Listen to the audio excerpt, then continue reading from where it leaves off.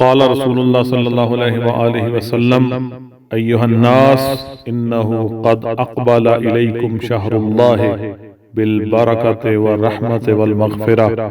رسول خدا نے فرمایا اے لوگو، اللہ کا عظیم مہینہ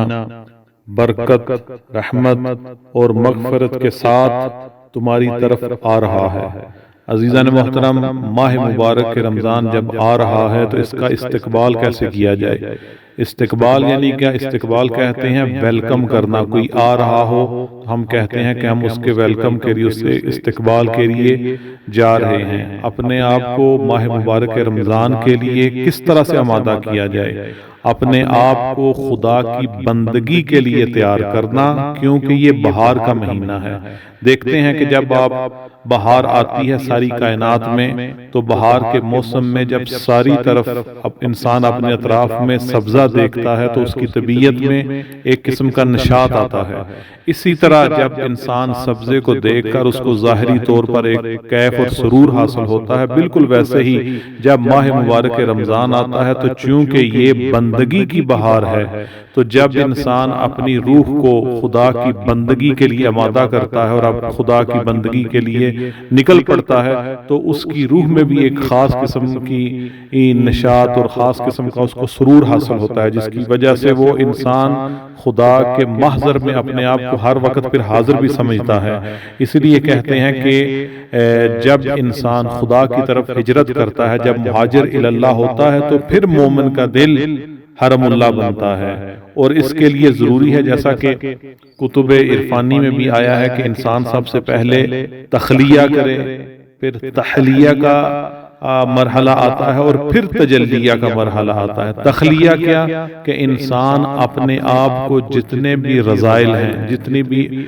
اخلاقی برائیاں ہیں، ان سے اپنے آپ کو دور کرے، اپنے دل سے، اپنے جسم سے سارے اخلاق رذیلہ کو، بری صفات کو دور کرے۔ اور جب ان کو دور کرتا ہے تو پھر تحلیہ کا مرحلہ آ جاتا ہے۔ تحلیہ کسے کہتے ہیں؟ تحلیہ کہتے ہیں کہ جتنے بھی اخلاق حسنہ ہیں، جتنی بھی اچھی صفات ہیں، ان سے اپنے آپ کو آراستہ کرنا، ان سے اپنے آپ کو مزین کرنا۔ یہ رجب کا مہینہ بالکل ایسا ہی ہے کہ انسان سب سے زیادہ توبہ اور استغفار کرتا ہے تاکہ اپنے اندر سے ساری کی ساری برائیوں کو دور کرے۔ اور پھر جب ماہ مبارک شعبان کا مہینہ آتا ہے تو اس میں اس کی یہ کوشش ہوتی ہے کہ اپنے اندر اخلاق حسنہ کو لے کر آئے، اچھی صفات کو، اچھائیوں کو لے کر آئے۔ اور پھر جب ماہ مبارک رمضان کا مہینہ آتا ہے تو اس کو کہتے ہیں تجلیہ، تو پھر اس کا ظہور ہوتا ہے۔ بالکل اس کی مثال ایسے ہی ہے کہ جیسے آپ کے گھر میں کسی نے آنا ہے تو آپ سب سے پہلے اپنے گھر کو صاف ستھرا کریں گے، اس کے بعد اپنے گھر کو آراستہ کریں گے، اور پھر تیسرے مرحلے پر وہ مہمان اس کا ظہور ہوگا، وہ پھر آپ کے گھر میں آئے گا۔ جب انسان اپنے دل سے برائیوں کو دور کر دیتا ہے، اچھے اخلاق کو لے آتا ہے، تو پھر اس کا دل حرم اللہ بنتا ہے، پھر اس کے دل میں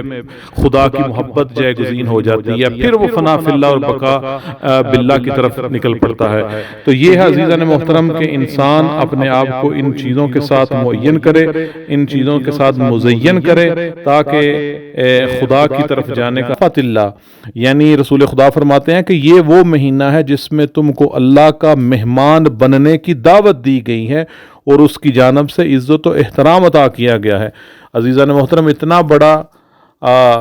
اجر ایک انسان کے لیے کہ وہ خدا کا مہمان بن رہا ہو اور اللہ اس کا میزبان بن رہا ہو، تو انسان جب کسی عام شخصیت کے گھر میں چلا جائے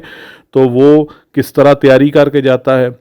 کس طرح کا پاک اور صاف ستھرا لباس پہن کے جاتا ہے، پھر جب اس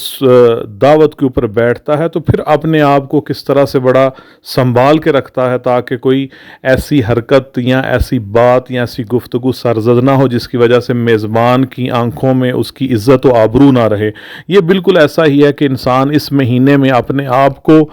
اس طرح سے اپنا محاسبہ کرتا رہے کہ جس میں خدا کی ذات اس سے اس طرح خوش ہو کہ وہ جو لیلۃ القدر کی رات میں جو کچھ بھی انسان چاہتا ہے اس کو سارا کچھ لیلۃ القدر کی رات میں اللہ دے دیتا ہے، کیونکہ لیلۃ القدر خیر من الف شہر۔ عزیزان محترم، یہ ایسا مہینہ ہے کہ جس میں یہ خیر و برکت کا مہینہ ہے، یہ مغفرت اور بخشش کا مہینہ ہے، یہ اجر و ثواب کا مہینہ ہے،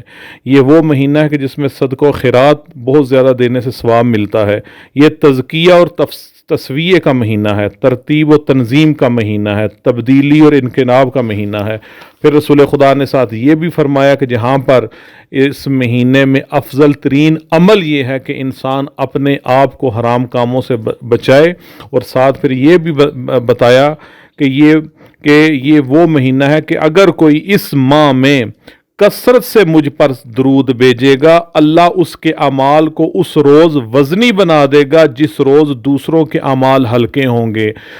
جب تک انسان تبرہ کامل نہیں کرتا اس وقت تک اس کو تولہ کامل حاصل نہیں ہو سکتا۔ اللہم صلی علی محمد و آل محمد وعجل